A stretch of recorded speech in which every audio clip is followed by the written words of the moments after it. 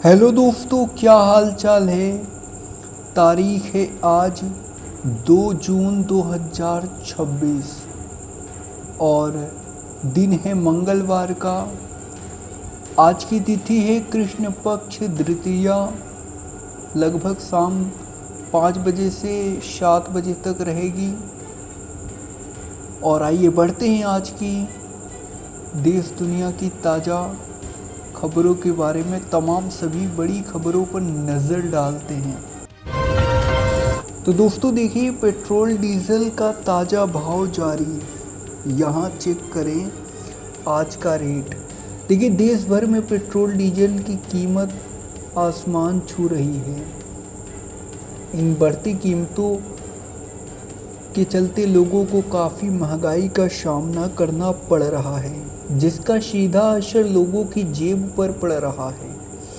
जानकारी के लिए आपको बता दें कि अंतर्राष्ट्रीय बाजार यानी कि सोमवार को कच्चे तेल कीमतों में तेज़ी देखी गई है, लेकिन भारत में पेट्रोल डीजल बेचने वाली सरकारी तेल कंपनियां ने अभी तक दामों में कोई बदलाव नहीं किया है। इस प्रकार आज पेट्रोल और डीजल के दाम ज्यों के त्यों बने हुए हैं। पिछले 1 महीने में तेल कंपनियां ने 4 बार पेट्रोल डीजल के दामों में बढ़ोतरी की है। इस प्रकार बढ़ते तेल के दामों के चलते आम लोगों को काफ़ी परेशानियों का सामना करना पड़ रहा है। सरकारी तेल कंपनियों ने सबसे पहले 15 मई 2026 को पेट्रोल 3 रुपये और डीजल 3.29 पैसे महंगा किया था। इसके बाद 19 मई को पेट्रोल 87 पैसे तो डीजल 91 पैसे, 23 मई को पेट्रोल 87 पैसे तो डीजल 91 पैसे और 25 मई 2026 को पेट्रोल 2.61 रुपये और डीजल 2.71 रुपये महंगा किया गया था। आपको बता दें, तेल कंपनियों की तरफ से मिली जानकारी के अनुसार दिल्ली में आज पेट्रोल 102.12 रुपये प्रति लीटर और डीजल का प्रति लीटर दाम 95.20 रुपये है। कोलकाता में पेट्रोल 113.51 रुपये और डीजल का प्रति लीटर दाम 99.2 रुपये है। मुंबई में बात कर लें तो पेट्रोल 111.21 रुपये और डीजल का प्रति लीटर दाम 97.83 रुपये है। और चेन्नई में पेट्रोल 107.77 रुपये, डीजल का प्रति दाम लीटर में है 99.55 रुपये। एक अनुसार मुताबिक आपको बता दें, क्रूड ऑयल महंगा होने से सरकारी तेल कंपनियों को रोजाना पेट्रोल, डीजल, एलपीजी और जेल फ्यूल पर करीब 750 करोड़ रुपए का घाटा हो रहा है। आइए बढ़ते ही अगली खबर की तरफ। बिहार एमएलसी चुनाव, एनडीए के 3 नाम तय। चिराग और कुशवाहा को एक सीट मिलेगी। आपको बता दें, बिहार विधानसभा परिषद की 10 सीटों के चुनाव और उपचुनाव में सत्तारूढ़ राष्ट्रीय जनतांत्रिक गठबंधन 9 सीटों पर कैंडिडेट उतारेगा, जबकि 1 सीट विपक्ष के हिस्से में जा सकती है। एमएलसी की 9 सीटों पर 6 साल के टर्म के लिए द्विवार्षिक चुनाव हो रहे हैं, जबकि पूर्व सीएम नीतीश कुमार की छोड़ी गई 1 सीट पर 4 साल के बचे कार्यकाल के लिए उपचुनाव होना है।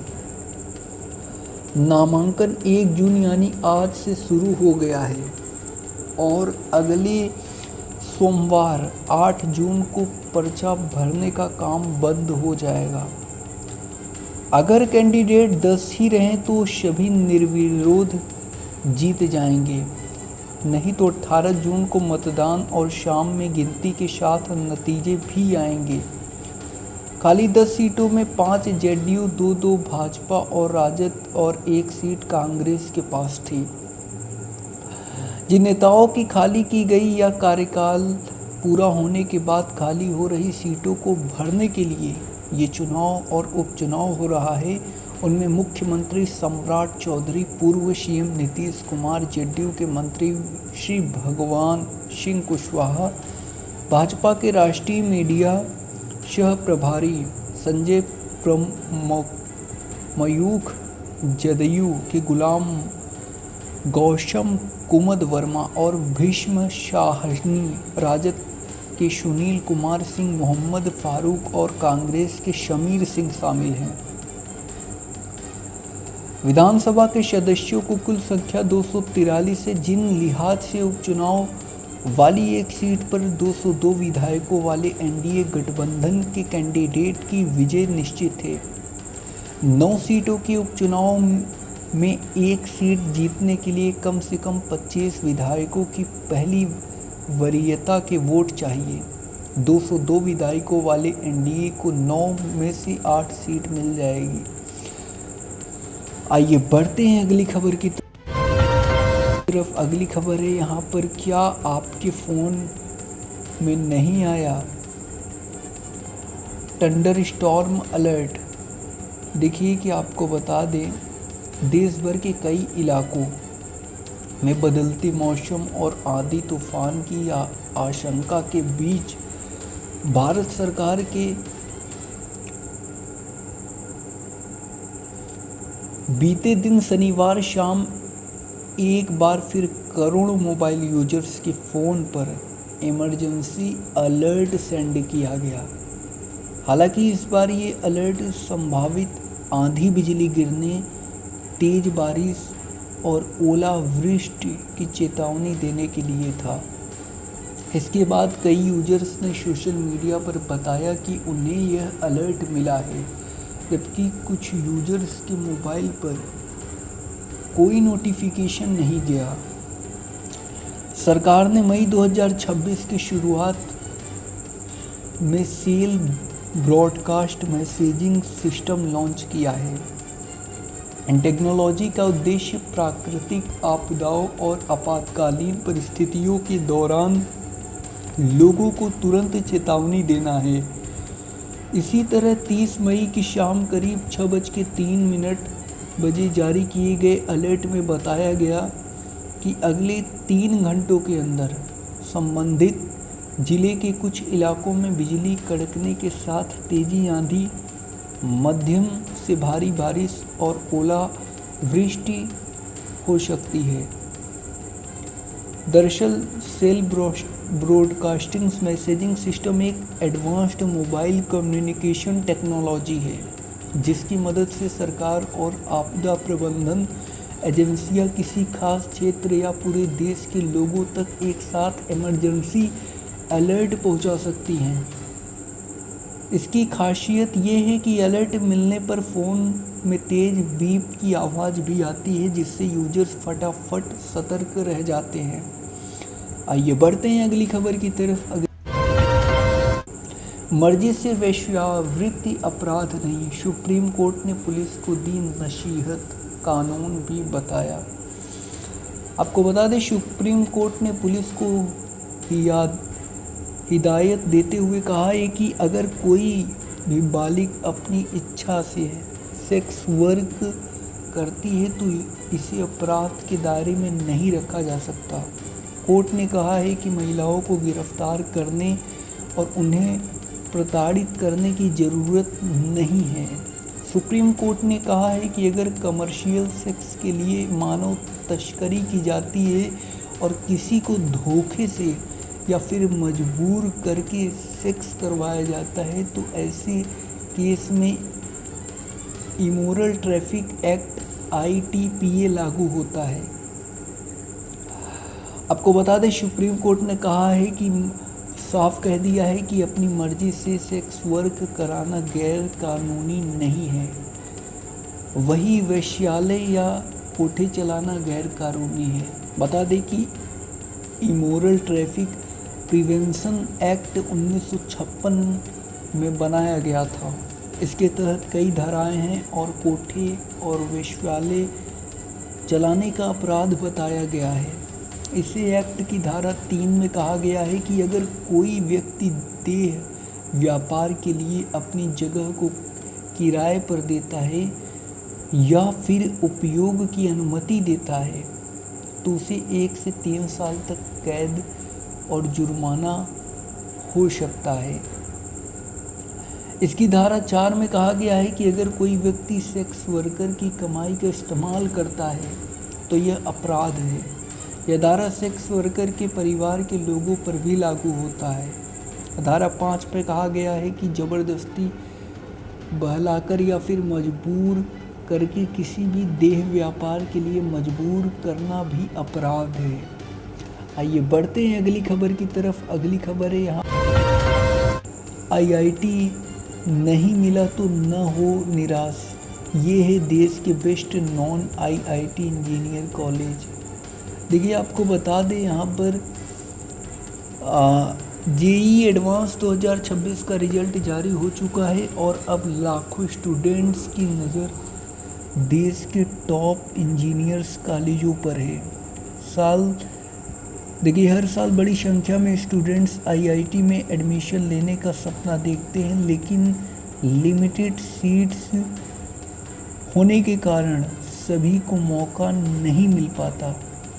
हालांकि इसका मतलब ये बिल्कुल नहीं है कि अच्छे करियर के रास्ते बंद हो जाते हैं। देश में कई ऐसे इंजीनियरिंग संस्थान हैं जो पढ़ाई, रिसर्च, कैंपस सुविधाओं और प्लेसमेंट्स के मामले में शानदार प्रदर्शन कर रहे हैं। NIRF 2025 रैंकिंग में भी यही बताती है कि आईआईटी के अलावा भी कई कॉलेज स्टूडेंट्स के लिए बेहतरीन ऑप्शन साबित हो सकते हैं। NIRF 2025 रैंकिंग में आईआईटी मद्रास ने एक बार फिर अपनी बादशाहत कायम रखी है। संस्थान लगातार 10वें साल देश का नंबर 1 इंजीनियरिंग कॉलेज बना हुआ है और इसे 88.72 स्कोर मिला है। इसके बाद आईआईटी दिल्ली दूसरे और आईआईटी बॉम्बे तीसरे स्थान पर रहे। वहीं आईआईटी कानपुर और आईआईटी खड़गपुर ने क्रमशः चौथा और 5वां स्थान हासिल किया। आइए बढ़ते हैं अगली खबर की तरफ। कोई भी तेल चलेगा हॉर्मुज ब्लॉकेड के बीच भारत का क्रूड को बना रहा मुनाफे का सौदा। ईरान युद्ध और हॉर्मुज स्ट्रेट के बंद होने से भारत की तेल रिफाइनरियों को कच्चे तेल की कमी का सामना करना पड़ रहा है। मध्य पूर्व से तेल की सप्लाई प्रभावित होने के कारण रिफाइनरियां अन्य स्रोतों से कच्चा तेल खरीदने को मजबूर हैं और विभिन्न प्रकार के क्रूड गैस को प्रोसेस करने के लिए तकनीकी बदलाव कर रही हैं। ईरान युद्ध की वजह से भारत की तेल रिफाइनरियों का पूरा गणित गड़बड़ा गया है। युद्ध के बीच मध्य पूर्व से तेल सप्लाई के लिए अहम समुद्री रास्ता हॉर्मुज स्ट्रेट बंद हो गया है, जिस कारण कच्चे तेल की कमी हो गई है। चुनौती सिर्फ कच्चे तेल की मात्रा तक सीमित नहीं है, बल्कि इस बात की है कि किसी प्रकार का कच्चा तेल मिल रहा है। और आइए बढ़ते हैं अगली खबर की तरफ। अगली खबर है यहाँ पर टीएमसी को धरना देने इजाज़त नहीं मिली। ममता बोली 2 जून को धरना जरूर होगा। सीबीआई ने सोमवार को रिलायंस कम्युनिकेशन के पूर्व group managing director Amitabh Jhunjhunwala को गिरफ्तार किया।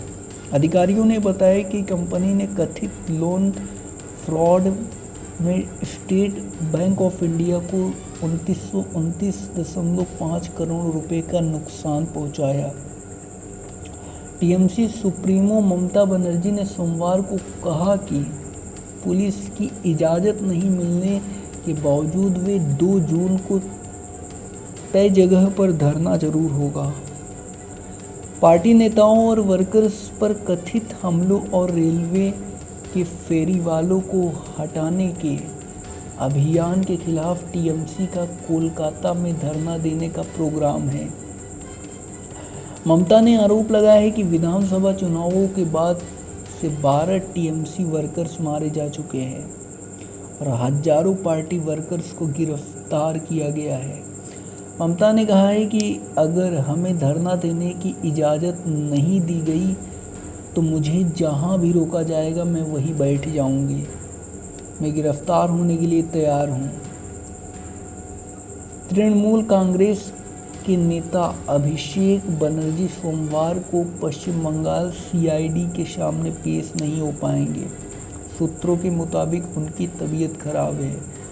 डायमंड हार्बर के सांसद को विधानसभा सचिवालय में जमा किए गए एक पत्र में पार्टी विधायकों को जाली हस्ताक्षरों की जांच के सिलसिले में तलब किया था। अभिषेक शनिवार को दक्षिण 24 परगना के सोनारपुर में चुनाव के बाद हुई हिंसा की पीड़ित के घर गए थे। इस दौरान उन पर हमला हुआ था। सूत्रों ने यह भी बताया है कि इनका इलाज घर पर ही चल रहा है। आइए बढ़ते हैं अगली खबर की तरफ। अगली खबर है बीजेपी के बड़े झटके के आसार। अन्नामलाई पार्टी छोड़कर नई दल का करने वाले हैं ऐलान। भारतीय जनता पार्टी के तमिलनाडु इकाई में बड़े उथल पुथल के आसार हैं। अटकलें हैं कि पार्टी के पूर्व प्रदेश अध्यक्ष के अन्नामलाई भाजपा छोड़ सकते हैं। साथ ही कहा जा रहा है कि वह नए दल का भी ऐलान कर सकते हैं। हालांकि इन अटकलों को लेकर अन्नामलाई के आधिकारिक रूप से कोई प्रतिक्रिया नहीं दी है। ये चर्चाएं ऐसे समय पर हो रही हैं जब कहा जा रहा है कि अन्नामलाई को भाजपा में बड़ी भूमिका दी जा सकती है।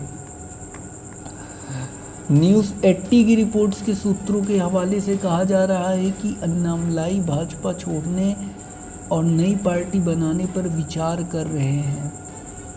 दरअसल इसके संकेत उनके समर्थकों की सक्रियता से भी मिल रहे हैं, जो सोशल मीडिया पर पार्टी के नामों और झंडे की डिज़ाइंस को लेकर पोस्ट कर रहे हैं। हालांकि खुद अन्नामलाई ने इसे लेकर प्रतिक्रिया नहीं दी है। आइए बढ़ते हैं अगली खबर की तरफ। अगली खबर है कल का मौसम। 2 जून 21 घंटे के अंदर 17 राज्यों में भारी बारिश, तूफान अलर्ट। आपको बता दें देश में मौसम विभाग ने एक बार फिर से भारी बारिश और आंधी को लेकर ताज़ा अलर्ट जारी कर दिया है।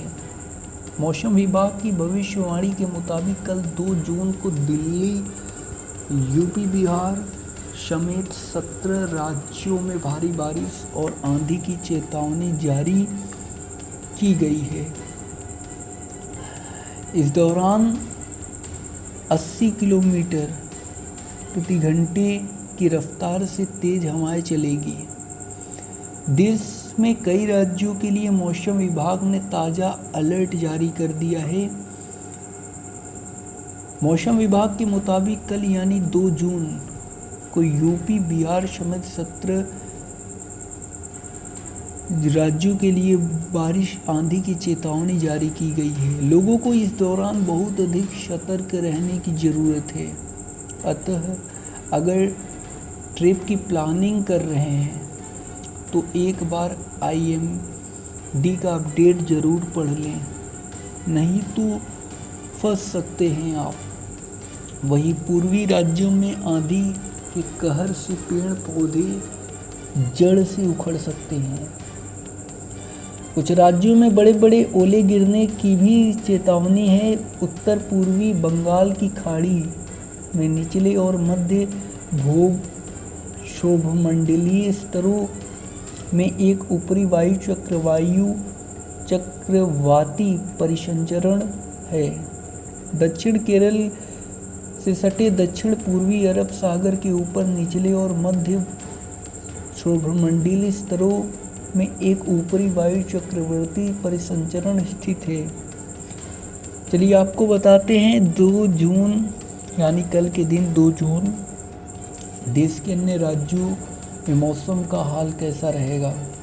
इसके अलावा हम जिलावार भी बारिश का हाल बताएंगे आपको। देखिए, देश के 17 राज्यों में भारी बारिश तूफान का अलर्ट है। मौसम विभाग के मुताबिक कल यानी 2 जून को 17 राज्यों में यूपी, बिहार, दिल्ली, झारखंड, हरियाणा, राजस्थान, उत्तराखंड, हिमाचल, जम्मू कश्मीर, उड़ीसा, पश्चिम बंगाल, छत्तीसगढ़, मध्य प्रदेश, तमिलनाडु, केरल और अरुणाचल प्रदेश में भारी बारिश और आंधी की चेतावनी है। इस दौरान 70 से 80 किलोमीटर प्रति घंटे की रफ्तार से आंधी चल सकती है। वहीं उत्तरी राज्यों के लिए खास चेतावनी है। यहाँ तूफानी हवा का कहर देखने को मिल सकता है। देखिए, दिल्ली में कल मौसम कैसा रहेगा। तो देखिए, मौसम विभाग के मुताबिक पूर्वानुमान के मुताबिक दिल्ली में 2 जून को भारी बारिश और आंधी का अलर्ट जारी किया गया है। इस दौरान हवा की रफ्तार 40 से 50 किलोमीटर प्रति घंटे तक रहने की चेतावनी है। वहीं दिल्ली में यानी कल 2 जून को अधिकतम तापमान 36 डिग्री सेल्सियस को न्यूनतम तापमान 28 डिग्री सेल्सियस तक रहने की संभावना है। यूपी में कल मौसम कैसा रहेगा। तो देखिए, सहारनपुर, बहराइच, हरदोई, फर्रुखाबाद, ज्योतिबा फुले नगर, बुलंदशहर, मुजफ्फरपुर नगर, अलीगढ़, आगरा, मथुरा, मेरठ, कानपुर, हमीरपुर, अयोध्या, झांसी, प्रयागराज, वाराणसी, गोरखपुर और ललितपुर में भारी बारिश और आंधी की चेतावनी जारी की गई है। वहीं लखनऊ में कल यानी 2 जून को अधिकतम तापमान 28 डिग्री सेल्सियस तक रहेगा। बिहार में कल मौसम कैसा रहेगा। तो देखिए, पटना, रोहतास, गया, नवादा, अरवल, जमुई, लखीसराय, भागलपुर, पूर्णिया, कटिहार, बक्सर और भोजपुर में भारी बारिश और आंधी का अलर्ट जारी किया गया है। इस दौरान 65 से 70 किलोमीटर प्रति घंटे की रफ्तार से आंधी चलने की चेतावनी है। वहीं कल यानी 2 जून को पटना का अधिकतम तापमान 38 डिग्री सेल्सियस तो न्यूनतम तापमान 29 डिग्री सेल्सियस तक चला जाएगा। झारखंड में कल मौसम कैसा रहेगा। तो रांची, गुमला, सिमडेगा, पश्चिम सिंहभूम, पूर्वी सिंहभूम, सिमडेगा, खूंटी, धनबाद, जमशेदपुर, बोकारो और हजारीबाग में भारी बारिश और आंधी की चेतावनी जारी की गई है। इस दौरान 70 से 75 किलोमीटर प्रति घंटे की स्पीड से तूफान चलने का अलर्ट है। वहीं 2 जून को रांची का अधिकतम तापमान 34 डिग्री सेल्सियस पहुंचेगा तो न्यूनतम तापमान 24 डिग्री सेल्सियस तक जाएगा। अगर बात करें, आइए बढ़ते हैं अगली खबर की तरफ। अगली खबर है 94 राफेल फाइटर जेट बनेंगे भारत में बिना बिचौलिया, सीधे फ्रांस से डील कर रही सरकार। मेक इन इंडिया को बड़ा बूस्टअप मिलने वाला है। मेक इन इंडिया को सरकार ने तय किया है कि राफेल फाइटर जेट अब भारत में ही बनाया जाएगा। बातचीत पूरी होने के बाद भारत सरकार ने फ्रांस को 3.25 लाख करोड़ के सौदे के लिए पत्र भेजा। इससे 144 राफेल फाइटर जेट की खरीद की जाएगी। इनमें से 94 का निर्माण भारत में होगा। राफेल बनाने वाली फैक्ट्री अब भारत में होगी। भारत ने फ्रांस को लगभग 3.25 लाख करोड़ रुपए के बड़े सौदे के लिए अनुरोध पत्र भेजा है। रक्षा मंत्रालय के शीर्ष सूत्रों के मुताबिक पिछले हफ्ते रक्षा मंत्रालय के अधिग्रहण विंग ने फ्रांसीसी अधिकारियों को यह पत्र भेजा। इस सौदे के तहत 94 राफेल जेट फ्रांसीसी कंपनी डसॉल्ट एविएशंस और एक भारतीय कंपनी की साझेदारी में भारत में ही बनाए जाएंगे। फ्रांस की तरफ से अगले 2-3 महीने में इस पत्र का जवाब आने की उम्मीद है।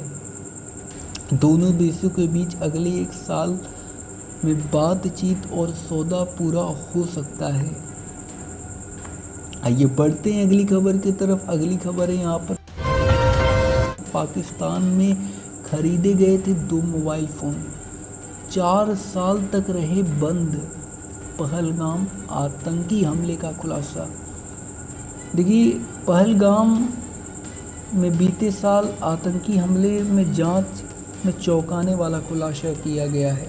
मामले की जांच में जुटी राष्ट्रीय जांच एजेंसी NIA और जम्मू कश्मीर पुलिस के हाथ ऐसा सबूत लगा है जिससे पाकिस्तान का नापाक चेहरा फिर बेनकाब हुआ है।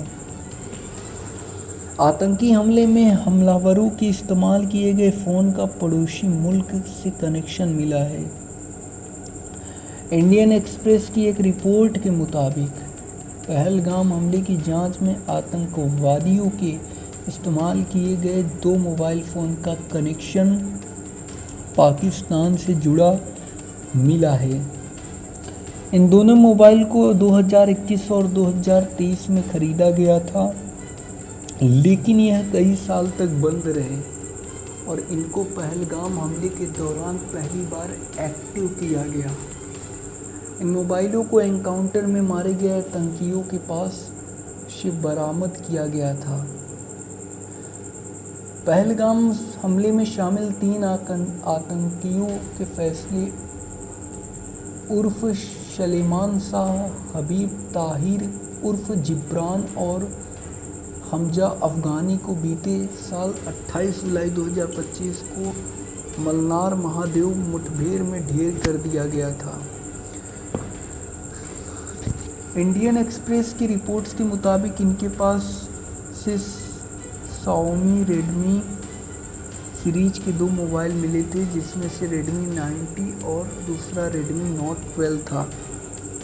वीडियो अच्छा लगा हो, न्यूज़ आपको अच्छी लगी हो तो लाइक करें, सब्सक्राइब करें ज़्यादा से ज़्यादा मात्रा में चैनल को।